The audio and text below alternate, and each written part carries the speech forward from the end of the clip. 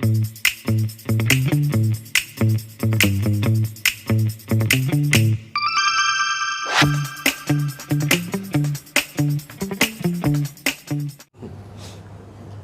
orang yang sabar terhadap bencana ini tidak boleh mengharap ke Robnya, Ustadz, untuk menguatkan hatinya atau pendiriannya, seperti misalnya menangis di sholat sepertiga malam tetapi dengan manusia tidak mengeluh? Ini mohon penjelasan. Loh, yang namanya sabar itu kita hanya bergantung, hanya berharap pada Allah. Misalkan sakit atau ujian apapun yang tidak menyenangkan, mengadulah hanya kepada Allah. Mohon agar dilepaskan dari ujian yang tidak menyenangkan. Justru orang yang sabar dengan sabar yang sebenar-benarnya, itu dia bergantung hanya kepada Allah, mengadu hanya kepada Allah, memohon hanya kepada Allah, bukan kepada selain Allah.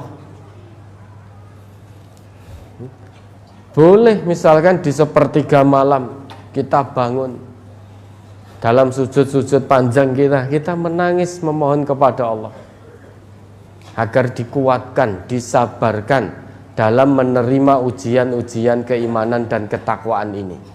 Mohon hasil terbaik dari Allah.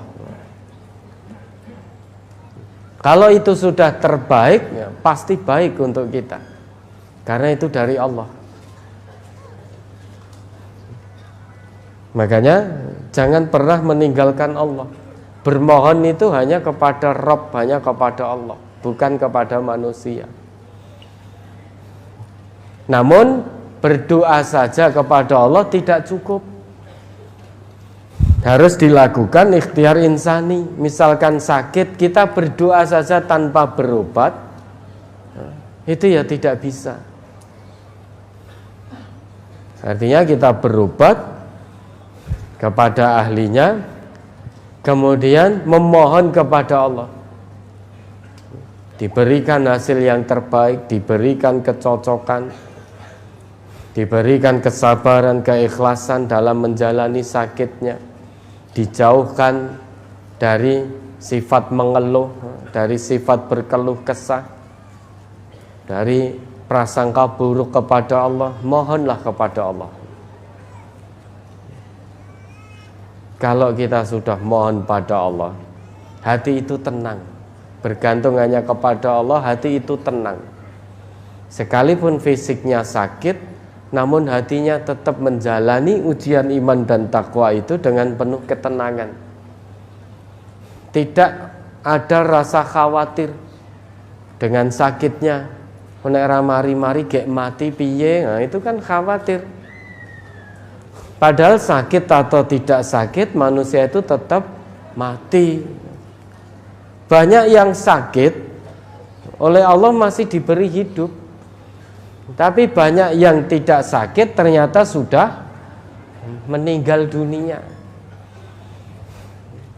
Banyak dokter yang memeriksa pasien dengan penyakit berat, pasiennya masih bisa senyum sampai hari ini, ternyata dokternya sudah berpulang.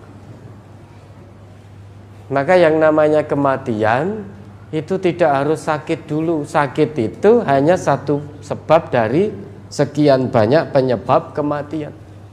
Orang sakit itu tidak otomatis mesti mati dengan sakitnya, tidak. Maka jangan khawatir. Lah, ini hanya bisa kalau kita bergantung hanya kepada Allah. Meski sakit berat, mungkin kanker stadium sekian, namun kalau hati ini terus bertaut kepada Allah, hati akan tenang, tidak khawatir, tidak kemerungsung. Bahkan justru bersyukur setiap hari, setiap detik, setiap menit digugurkan dosa-dosanya oleh Allah. Nah sekarang pilih sakit digugurkan dosanya, atau pilih sehat dosanya nambah terus. Pilih pundi? Sakit digugurkan dosa-dosa kita, atau sehat dosanya nambah terus tidak diampuni? Nah, pilih sehat dan digugurkan dosanya. Itulah manusia. Pokoknya pengennya sing penak-penak terus. Padahal tidak ada manusia kok penak terus, itu tidak ada. Hari ini mungkin enak, besok tidak enak. Ya tentu, kalau kita diberi kesehatan, kita bersyukur biar pahala kebaikannya ditambah oleh Allah. Kalau kita diuji dengan yang tidak menyenangkan, kita bersabar, dosa-dosa dikurangi. Maka bergantung hanya kepada Allah. Yang di atas kita itu hanya Allah, di bawah kita itu hanya tanah. Jasad boleh bersemayam di atas tanah, namun hati terus bergantung kepada Allah yang bersemayam di atas arsy. Di bawah kita ini hanya bumi yang kita pijak, di atas kita hanya Allah. Tidak ada yang lebih daripada kita selain Allah. Yang di atas kita itu Allah, di bawah kita itu bumi yang kita pijak. Maka jangan merasa rendah diri, jangan pula merasa sombong. Tawassut, berada di antara keduanya. Maka dengan cara tawadhu menjalani kehidupan ini. Tautkan hati terus kepada Allah apapun kondisinya. Baik saat senang, jangan pernah melupakan Allah. Baik saat susah, jangan pernah melupakan Allah. Kalau ternyata kita ingat Allah hanya pas senang saja, pas susah kita lupa Allah, atau sebaliknya, pas susah kita ingat Allah, pas senang kita melupakan Allah, maka memang betul kita menyembah Allah, namun hanya di tepian. Coba diingat kembali itu Quran surat Al-Hajj ayat 11.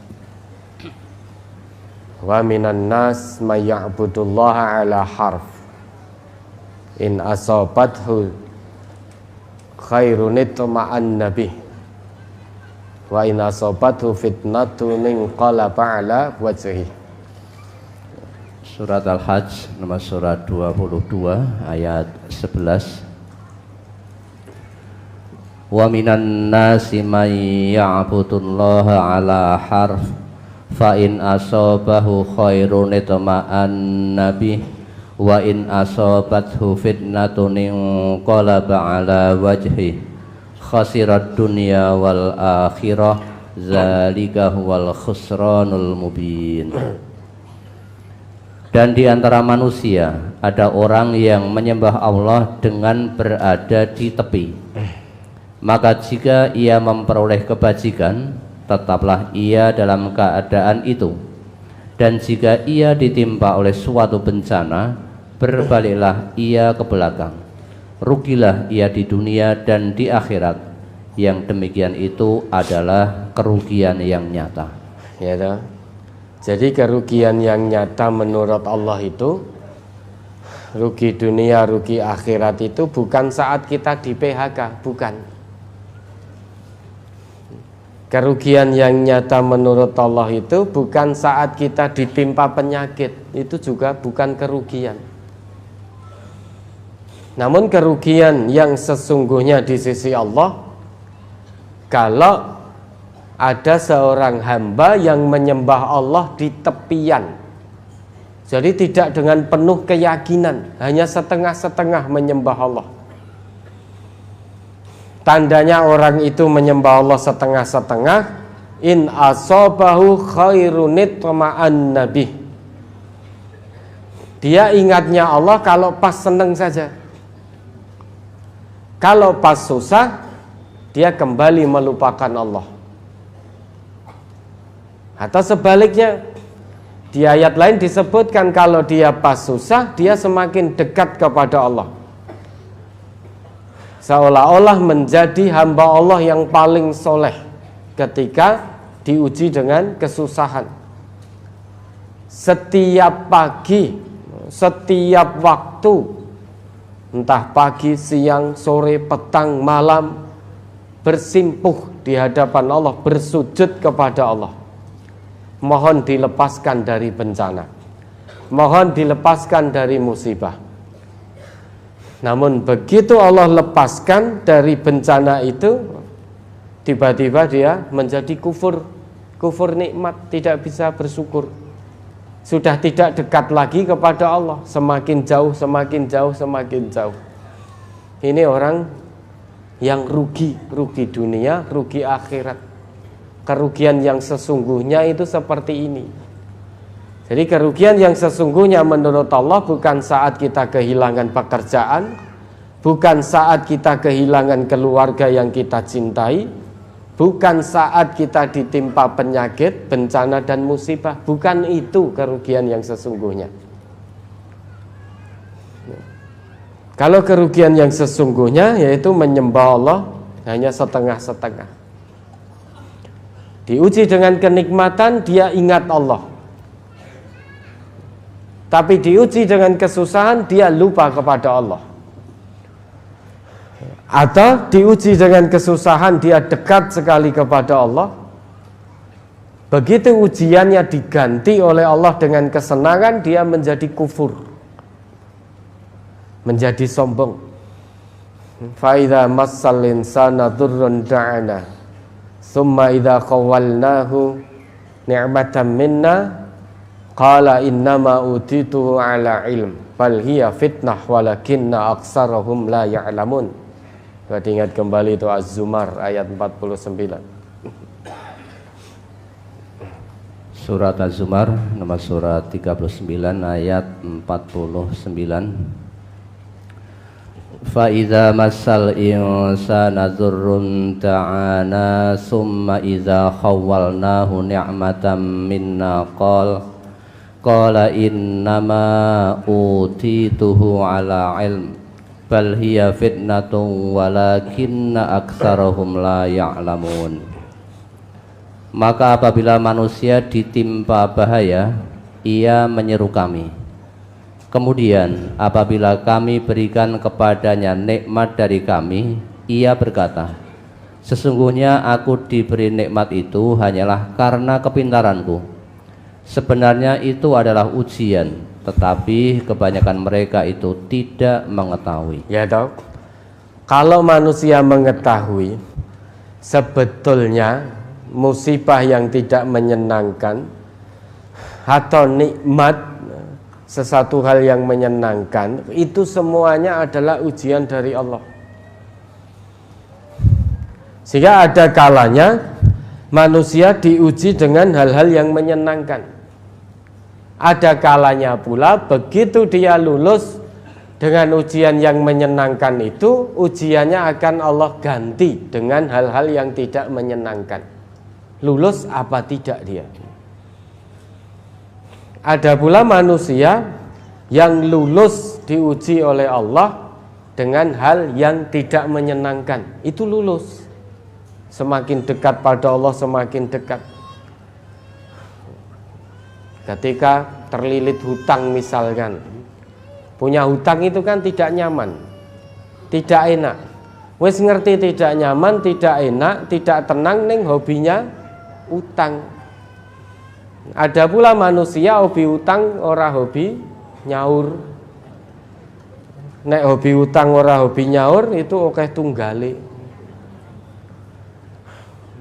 Sudah ketika terlilit hutang, dekat sekali kepada Allah. Mohon pada Allah, ya Allah, hamba mohon padamu ya Allah, lepaskanlah hamba dari lilitan hutang ini ya Allah. Hamba berjanji ya Allah, jika engkau lepaskan hutang ini, hamba nanti tidak akan hutang lagi ya Allah. Dekat sekali kepada Allah, seolah-olah menjadi hamba Allah yang paling soleh.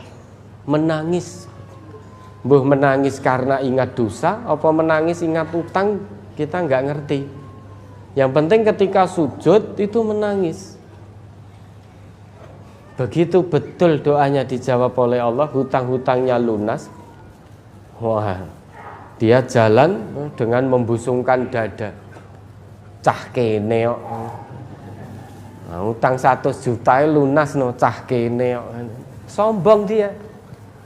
Aku bisa melunasi hutang ini karena kepandaianku. Karena kepandaianku. Kepandaianku dalam bekerja, kepandaianku dalam mencari uang. Sehingga jangankan 100 juta, 1 M saja hutangku bisa lunas. Karena kepandaianku. Nah, habis itu lupa dengan janjinya pada Allah. Ternyata hutang meneh. Habis lunas, hutang lagi. Nah, ini ciri orang-orang yang mendapatkan kerugian yang sebenar-benarnya. Rugi yang sebenar-benarnya. Saat diuji kesenangan dia ingat Allah, diganti ujiannya dengan yang tidak menyenangkan, dia jauh dari Allah. Wis sholat, wis zakat, wis poso, nyatane ya di PHK dari tempat kerja, wis Gusti Allah ki jane piye to? Akhirnya dia semakin jauh, wis nek ngono tak maksiat sisan. Padha-padha sengsarane. Sama-sama di PHK-nya, wis lebih baik saya maksiat sekalian. Tidak lagi sholat, tidak lagi mau ngaji. Ngaji mau pemarai sugih. Diajak ngaji, ayo datang ke Jalan Ronggowarsito, Ahad pagi, ngaji apa marai sugih. Sisan-sisan. Atau diuji dengan kesusahan, dekat sekali pada Allah.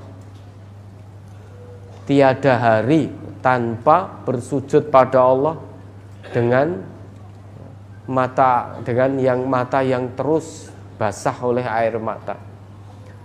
Mohon terus kepada Allah. Tetapi begitu Allah ganti ujiannya dengan hal yang menyenangkan, dia sudah melupakan Allah. Wis ora kober sujud meneh. Sudah tidak ada waktu untuk sujud bersimpuh lagi kepada Allah. Wis ora kober, wis lupa, waktunya habis untuk urusan dunianya. Ini orang yang rugi. Khasirat dunya wal akhirah, dzalika huwal khusranul mubin. Rugi dunia, rugi akhirat, itulah kerugian yang sesungguhnya. Jangan sampai kita menjadi orang yang rugi dengan kerugian yang sebenar-benarnya. Maka saat diberi kesenangan bersyukur, saat diberi ujian yang susah, ujian senang diganti oleh Allah dengan ujian yang tidak menyenangkan, kita bersabar. Begitu pula sebaliknya. Ya, ada lagi.